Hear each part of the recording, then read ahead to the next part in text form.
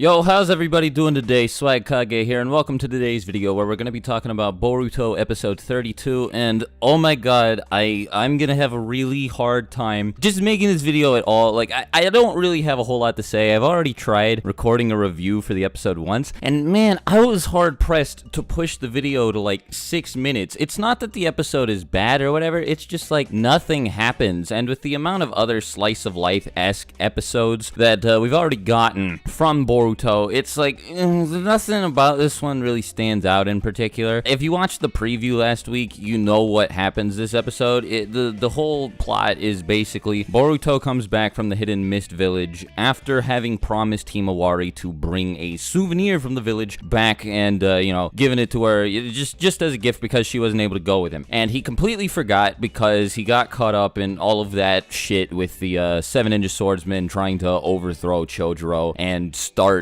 fucking like World War V. That whole ordeal happened. So Boruto wasn't, he couldn't remember, like, oh yeah, I need to get some water cakes for my little sister.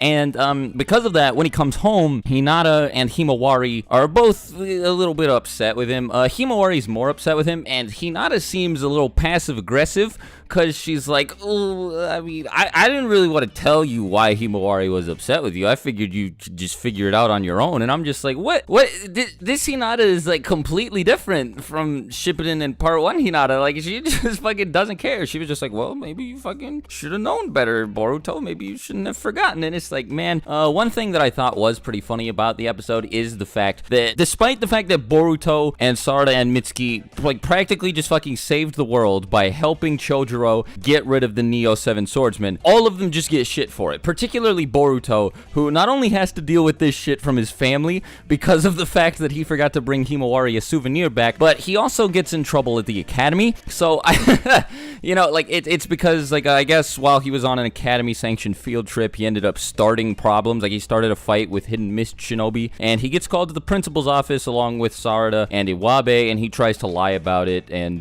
make up this whole story about how he just got lost in the rain, and the two of them came to find him. But, Iruka's just like, well, actually, we have a fucking petition from Chojuro asking us not to punish you for starting a fight with some Hidden Mist ninja. And I guess they just assumed Chojuro was being too nice because he didn't specify that this was a fight that was incredibly important because of the political ramifications involved in losing it. But, whatever. So either way, all of them got punished and they had to, like, paint the ground or whatever. Like, the paint was wearing off of this one platform, I guess. They just had to repaint it green. And everybody was watching them and laughing at them, I guess. And I'm like, wait, so, like, you guys are taking time out of class to watch Boruto, Iwabe, and Sarada, like, just, yeah, it's dumb, but hey, I whatever. I did think the gag was a little bit entertaining, at least mildly, but the two biggest scenes in the episode are the one where Orochimaru's talking to Suigetsu about everything that went on in the mist and what he knew and what he thought about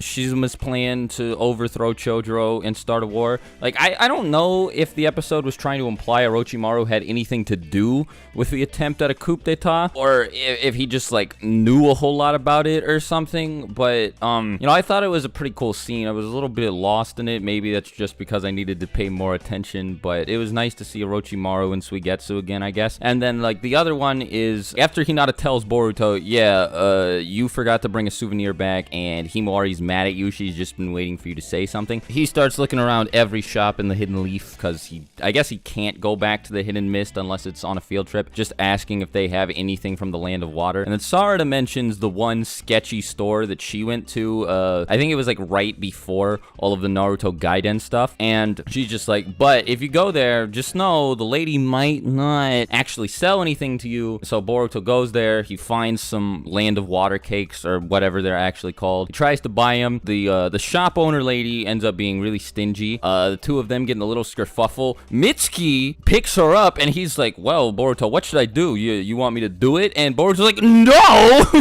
Don't fucking kill her, dude! And I thought that was probably the best part of the whole episode. It was so dumb. I just love Mitsuki so much. Everything he does is super entertaining. But yeah, he puts her down, and then a deck of Shinobi bout cards falls out of her pocket. And Boruto's like, oh, you play Shinobi Bout? And she's like, yeah.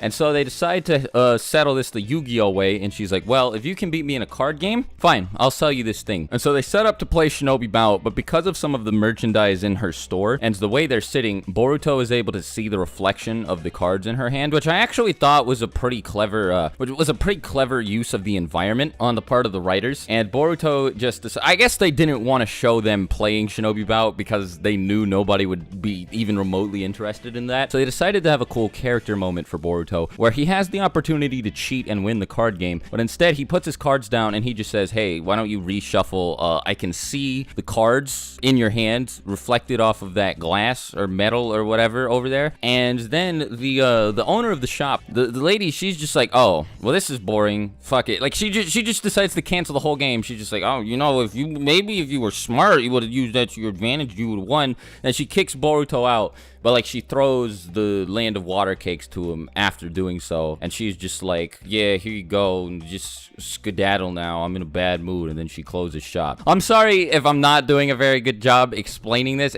I'm just sort of trying to recall all of this, and I'm doing so in a very probably incohesive stream of consciousness way. Nothing too important happens in the episode, but one thing that bugged me, even though I know that the lady was this way just for the sake of a gag, is that, like, there is no way she would feasibly be able to run her shop if she didn't sell to everybody and only sold to people who she liked. Like, if she kicked out over half of the people who walked into her store, like, how on earth would she make a living? Anyway, so general thoughts about the episode. It was good. It was high quality, right? Like, everything was well written. The dialogue was fantastic. The character interactions were pretty good. Directing, all of that other shit was totally great. The problem was nothing of consequence happened in the episode. It was a completely pointless one. Just totally filler. It didn't really develop the characters much at all, the same way the earlier slice of life episodes did. I guess I'd give it like a 2.5 or maybe like a 3 out of 5. I'm not entirely sure, but all I know is I really don't want too many more of these. As much as I complain about the episodes where the writers try and take things seriously, it's like